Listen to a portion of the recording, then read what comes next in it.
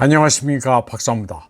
이번 방송에서는 미국에서 발생하고 있는 불법 이민 실태에 대해 설명드리겠습니다. 러시아 매체 RT 독일어 파는 불법 이민, 부정선거와 국민국가 폐지를 위한 수단인가? 미국 내 불법 이민자 중 약 14%가 이미 기가 막히게 대통령 선거 투표 등록을 했다.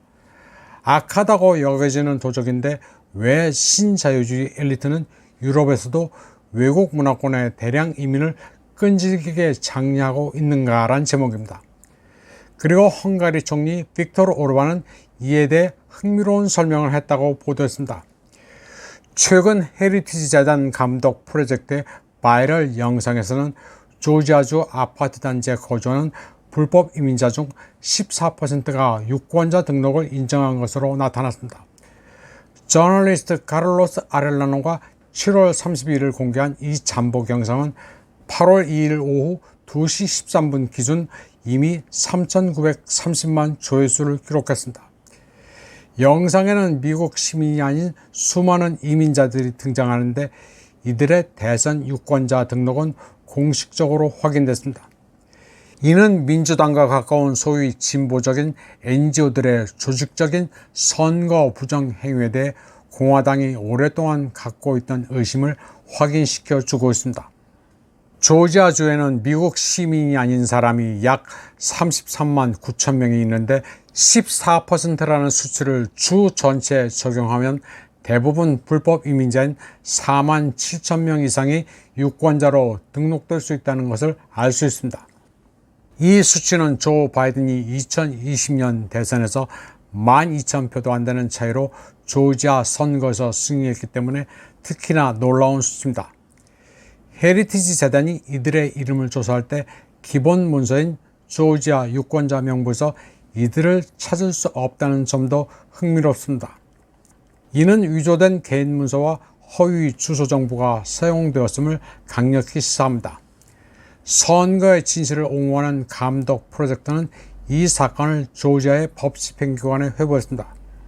이틀 만에 공개 동영상의 조회수가 거의 4천만 회에 달하는 것은 도널드 트럼프에 대한 대규모 선거 사기 준비에 대한 이러한 발견이 인구에 미치는 엄청난 영향을 보여줍니다. 동시에 미국에서 있으나 마나한 통제장치가 얼마나 쉽게 무력화되고 선거 결과가 조작될 수 있는지를 보여주고 있습니다. 스윙 스테이트에서 다 이래버리면 승부는 뻔합니다. 트럼프가 또 칩니다.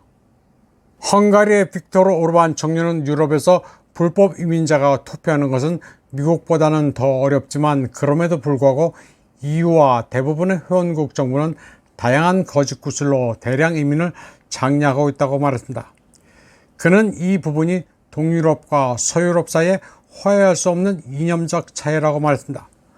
오르반은 이 문제에 대한 서구의 관점을 거부할 뿐만 아니라 그 배후에 국민국가를 완전히 훼손하려는 이데올로기가 있는 것으로 보고 있습니다.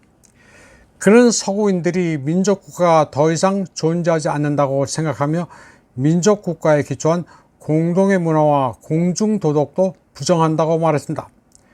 또 이주 문제를 위협이 아니라 민족적 동질성을 제거하는 수단으로 본다고 말했습니다.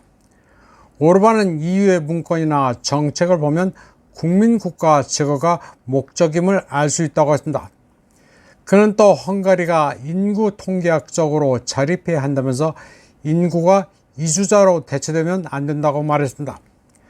집의 주인보다 손님이 많으면 그 집구석은 더 이상 집이 아니라고 설명했습니다.